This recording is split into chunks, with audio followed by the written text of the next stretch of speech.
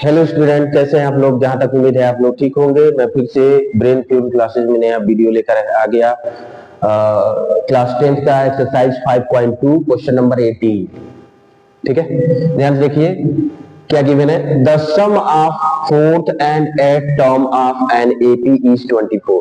कोई AP series है जिसका फोर्थ टर्म का और एट टर्म का एडिशन जो है वो कितना है, 24 है। And the sum of sixth and 10th term is 44। और उसी एपी सीरीज का सिक्स्थ और 10th टर्म की जो सम है वो 44 के इक्वल है। Find the first 3 term of AP, यानी उस एपी के शुरू के 3 नंबर को आपको राइट करना है। क्या होगा, फाइंड करना है। तो जो गिवन है फर्स्ट ऑफ ऑल वो हम राइट करेंगे। क्या गिवन है, गिवन दैट है फोर्थ का मतलब हो गया A4, ठीक है, plus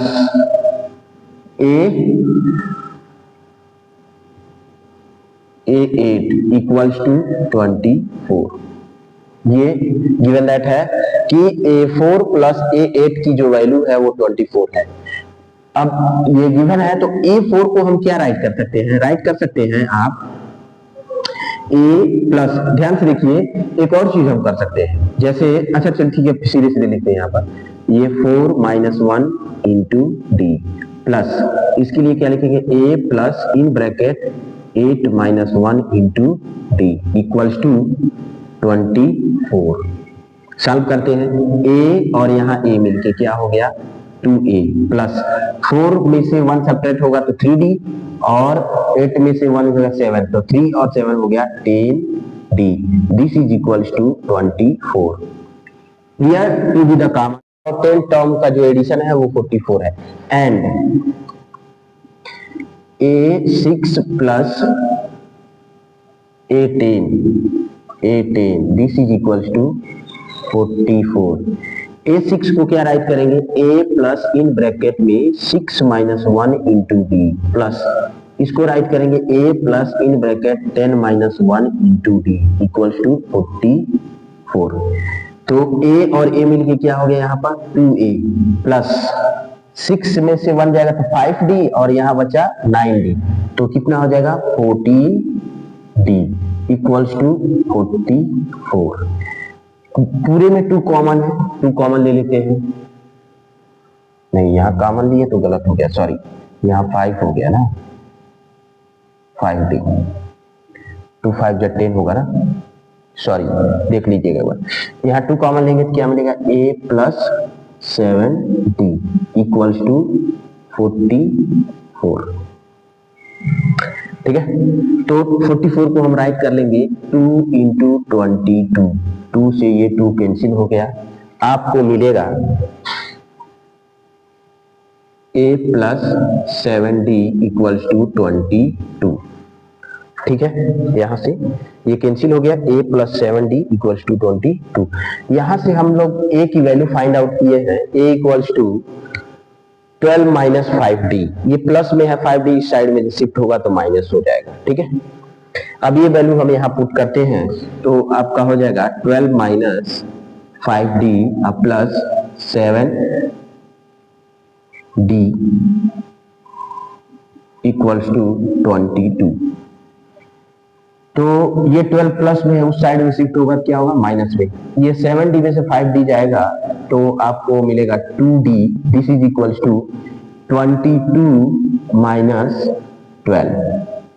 this mean that D equals to 2 में से 1 गया 1, 2 से ये फिर कट हो जाएगा 5 टाइम में, D इक्वल्स टू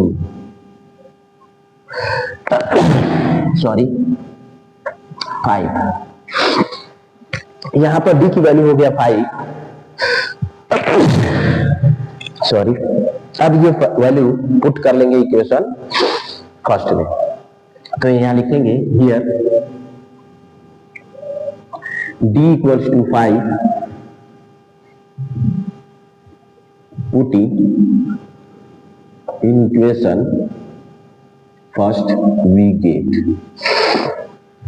तो फर्स्ट में पुट करते हैं A equals to 12 minus 12 minus 5 into 5, a equals to 12 minus 24 5, फिर a इक्वल्स टू 5 में से 2 गया 3, यहाँ बचा 2, 2 में से 1 गया 1, a की वैल्यू क्या मिल गया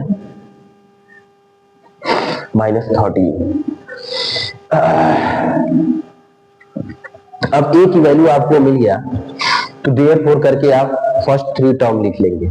क्यों, कैसे? क्योंकि d 5 है तो इसमें d आप ऐड करते जाएंगे तो हो जाएगा देयरफॉर AP, तो AP आपका होगा -13, और फिर d इसमें ऐड करिए 5, तो कितना हो जाएगा -8, और फिर 5 ऐड करेंगे तो कितना हो जाएगा -3। ये हो गया आपका। ये 3 मार्क्स में क्वेश्चन पूछा हुआ है, 3 मार्क्स में कई बार पूछा हुआ है, ये नहीं है कि कंटिन्यू लगातार पूछा हुआ है, एक बार ये क्वेश्चन पूछा हुआ है। तो इसमें ध्यान से देखिएगा, मैं यहाँ पर एक गलत किया था, 2 कॉमन लिया था, यहाँ 5d होगा, ठीक है। तो ये हो गया आपका, इसमें फर्स्ट 3 टर्म जो लिखना था AP का, तो देयरफॉर AP टर्म -13 -8 और फिर -3, ये 3 टर्म हो गए, ठीक है, नोट इट डाउन।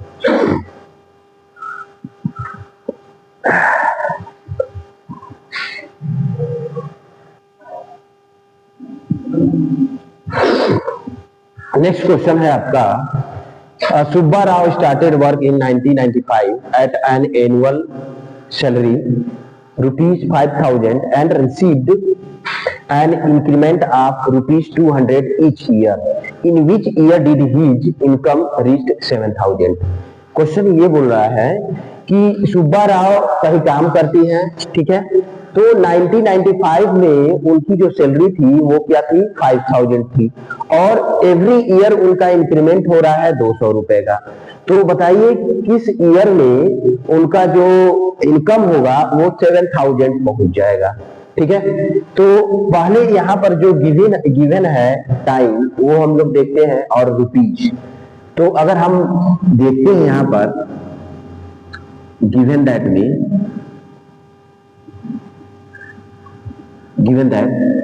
दैट में स्टार्टिंग जो उनका टाइमिंग है सुब्बा राव जी का, स्टार्ट वर्क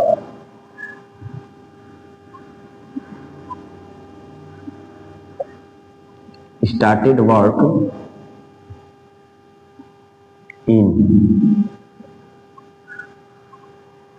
1995, फिर नेक्स्ट ईयर क्या होगा 1996, फिर डैश डैश डैश ऐसे होगा।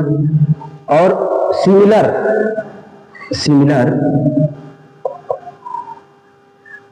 सैलरी उनकी जो इनकम होगी वो भी इंक्रीमेंट करेगा। कैसे? तो फर्स्ट 95 में उनको मिला था 5,000 रुपीज, नेक्स्ट ईयर क्या मिलेगा 5,200 रुपीज, फिर नेक्स्ट ईयर क्या मिलेगा 5,400 रुपीज।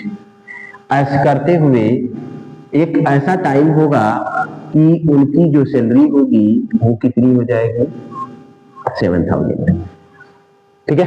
अब ध्यान से देखिए, फर्स्ट टर्म यहाँ पर जो पहले साल 95 में सैलरी थी वो हो गई, तो मैं यहाँ पे राइट कर लूंगा हियर A इक्वल्स टू ₹5,000, और यहाँ पर जो D की वैल्यू होगी, कॉमन डिफरेंस होगा, वो जो एवरी ईयर जो इंक्रीमेंट हो रहा है वो होगा 200 रुपीज।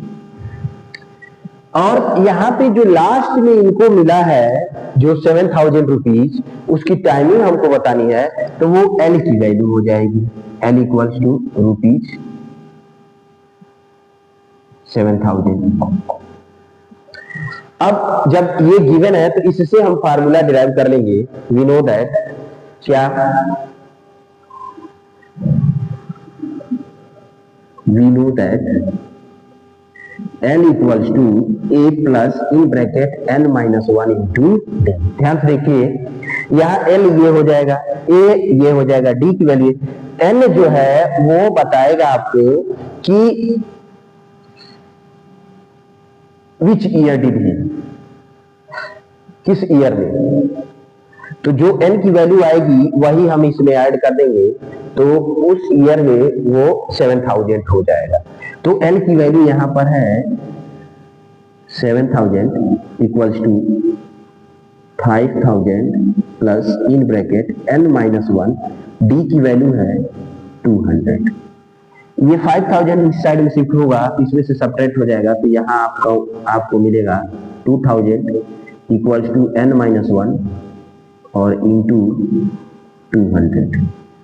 ठीक है, 7000 में से 5000 शिफ्ट हो जाएगा, सब्ट्रैक्ट हो जाएगा 2000 में 2 जीरो हम अगर यहाँ से कैंसिल कर देते हैं, कैंसिल आउट हो जाएगा, फिर 2 से हम कैंसिल कर देते हैं इसको 10 टाइम, तो 10 इक्वल्स टू आपको मिलेगा n minus 1।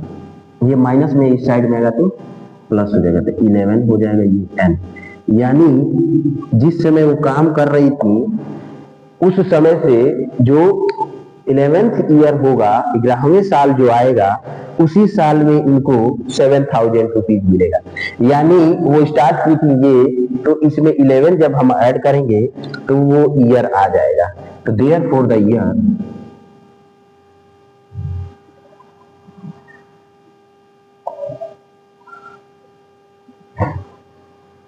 1995 plus 11 equals to आपका हो जाएगा 516 9110 और 9110।